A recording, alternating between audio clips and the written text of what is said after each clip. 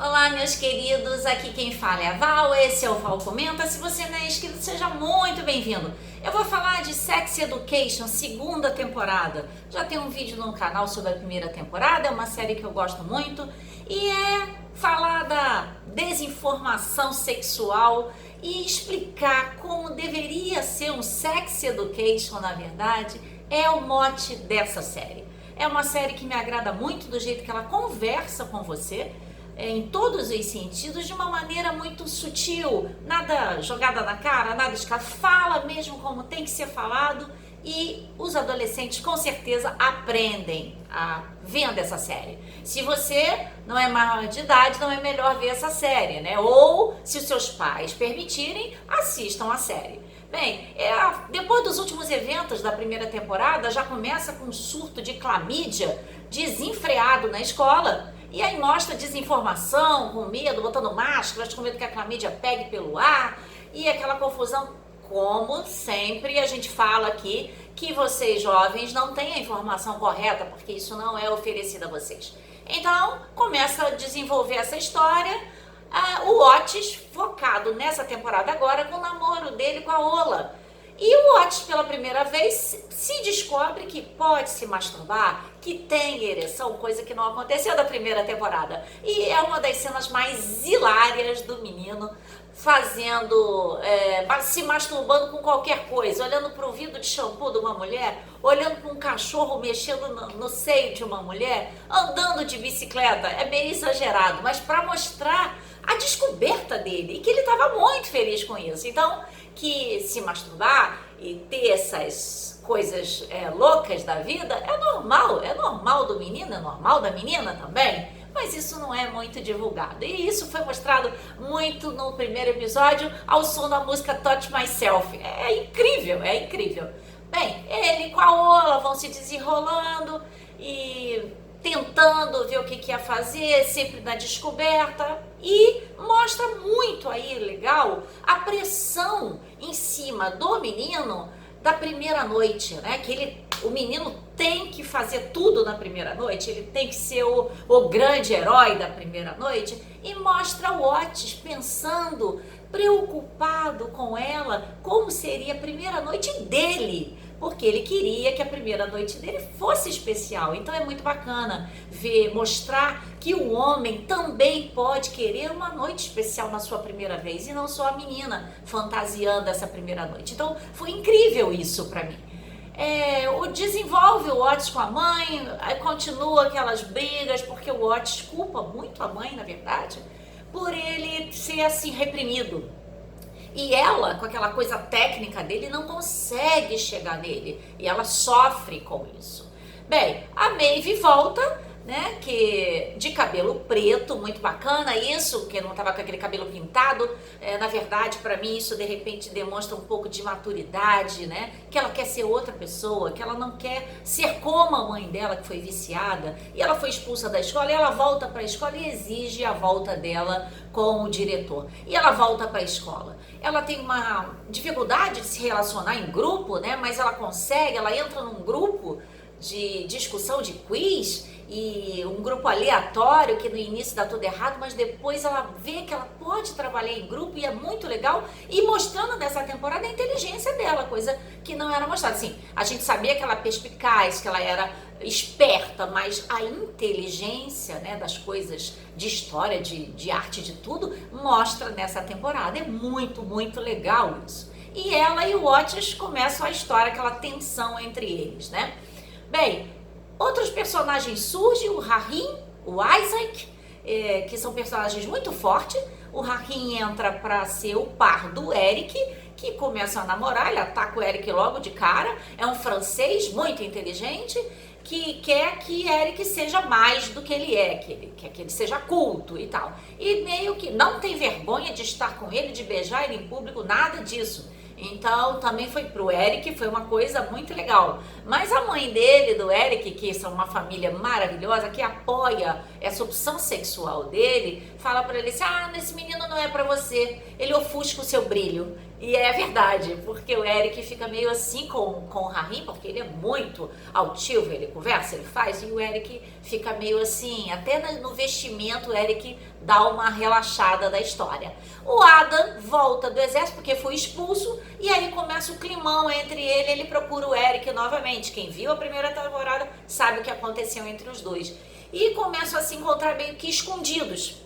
E aí o Eric e o Otis fala pra ele, ele não quer você, ele quer se esconder.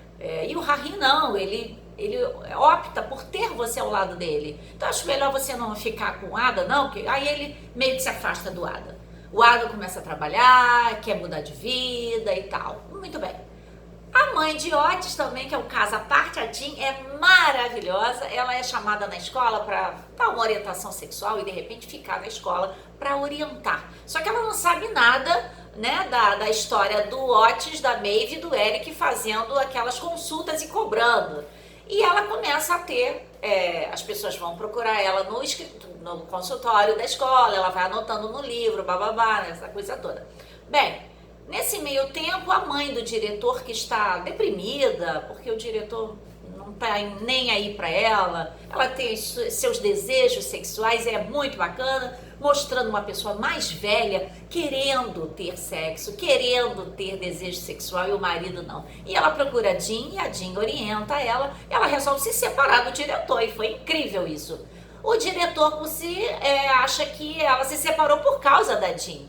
Então faz uma coisa terrível, pega o diário onde ela anotava as coisas da escola, das consultas assim particulares, né, que falavam para ela, e distribui pela escola toda e agride aqueles adolescentes que tinham contado coisas do coração para ela e culpam ela por causa disso. Ela é expulsa da escola. É um momento muito difícil para ela, porque e aí nesse momento ela descobre que o Otis estava dando consultas sexuais cobrando. E ela chama ele para conversar, é uma conversa assim muito tensa, mas muito verdadeira. E ela explicando que ele não podia fazer isso. Mas eu ajudo as pessoas, mas você cobra por isso. E você não é capaz de fazer isso. Você não é um profissional, que é o que eu falo sempre aqui. Você tem que ser um profissional para ajudar. Um profissional, mesmo que seja para cobrar, né, é um profissional. Se o profissional não quiser cobrar, tudo bem, mas ele é um profissional especializado. E eles não podiam ter feito isso. Então ela fala isso com ele. A relação da Jean com o Jacob também é muito atordoada, porque o Jacob toma conta da casa dela toda, ela não quer e manda ele embora.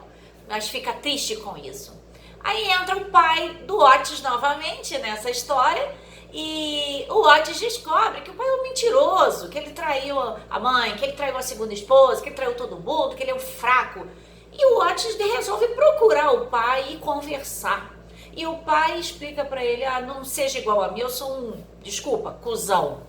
Aí ele fala, como é que eu não posso ser um cuzão? Como eu faço pra não ser? Ele não seja como eu e não leia meu livro. Seja honesto, seja verdadeiro e encontre o seu amor e diga pra ele o que você sente. E aí ele dá um estalo na cabeça dele que a culpa não era da mãe, né? Que ele era assim por conta do pai e ele não quer ser assim. Ele não é, na verdade, né? Um menino sensível e tal. E ele resolve procurar a Maeve. Só que a Maeve tá num torneio e ele manda uma mensagem no celular para ela falando tudo e dizendo que a ama, finalmente. Porém, entra um outro personagem na série, que é o Isaac, que é o deficiente, que é muito legal isso, mostrar que o deficiente tem o seu lugar muito forte nesse mundo, que ele é inteligente, que ele é perspicaz, que ele é traidor, que ele é fofoqueiro, tudo que uma pessoa normal, entre aspas. E o Isaac se apaixona pela Maeve, se interessa por ela, e quando ela conta as coisas do Otis, ele fica logo de olho. E no momento ele vê o celular dela, que ela sai para fazer alguma coisa, logo no final da temporada, e vê o recado do Otis e apaga o recado. E é assim, é um tipo de assédio, não é verdade? Ele foi traidor, ele traiu a amiga. É complicado, mas o ator é incrível, o menino, muito bacana. Bem, outra coisa do evento que vem é a mãe da Maeve, que a gente não conhecia, sabia que ela era drogada. Ela volta com a meia irmã dela e pede abrigo a Maeve. Não, eu vou trabalhar e tal. Aí já de início diz que tá trabalhando e mente não tá trabalhando mais. E aí, até que a Isaac vê ela meio que se drogando, manda o irmão investigar e descobre que ela tá se drogando novamente com heroína. E aí a Maeve tem uma decisão muito difícil, denuncia ela para a polícia, denuncia ela para a parte do conselho tutelar. E eles levam a mãe, levam a criança, e a mãe fala, eu nunca vou te perdoar. Mas mostra a maturidade da Maeve, tipo, eu sempre vivi sozinha, eu sempre sofri sozinha, eu não vou segurar essa barra agora, vai se cuidar. Se depois, talvez, né, ela volte. Então foi uma decisão muito difícil dela. Bem, Otis e Ola não dão certo porque Ola se descobre homossexual e vai atrás de Lily. E é muito fofa as duas. A Lily é engraçadíssima, né? Aquela autona, toda desengonçada e que vira diretora de peça. É muito incrível. E aí não tem a primeira noite deles, na verdade. Só que no dia que ele vai ter a primeira noite, a Maeve se declara pra ele e fala, eu fui terrível com você, eu bobeei, eu te amo. Ele, como é que você tá falando isso pra mim agora? Hoje é minha noite com a Ola. Aí ela, tô falando porque é verdade. E aí ele vai, claro que não acontece nada, né, por causa disso.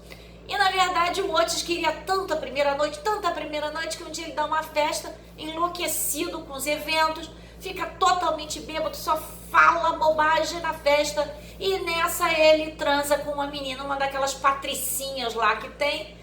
E ele acorda, tipo, nem lembro o que aconteceu. Então, aí para os meninos que bebem e têm a sua noite ou a primeira noite, ou seja, outras noites que não sabem o que fizeram, cuidado, cuidado. Será que usou camisinha? Aí ela falou para ele que não sabe, não lembra, mais ou menos. E aí ela toma pílula no dia seguinte, mostra também essa coisa de adolescente que eu tenho visto muito gente tomando pílula do dia seguinte. Faz a bobagem, tem a pílula do dia seguinte, eu vou lá e tomo. Isso também é um perigo, faz um desenrolar hormonal na mulher incrível.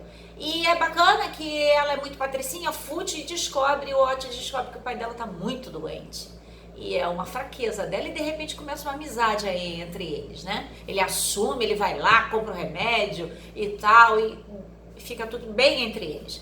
O outro casal improvável é o Jackson e a Vivi. O Jackson, que é um nadador maravilhoso, com aquelas duas mães, que força uma barra para ele ser um nadador incrível, até que ele tá meio deprimido, ele não tá bem com aquilo e ele força um machucado, ele bota a mão na prensa da musculação para quebrar a mão para poder não nadar.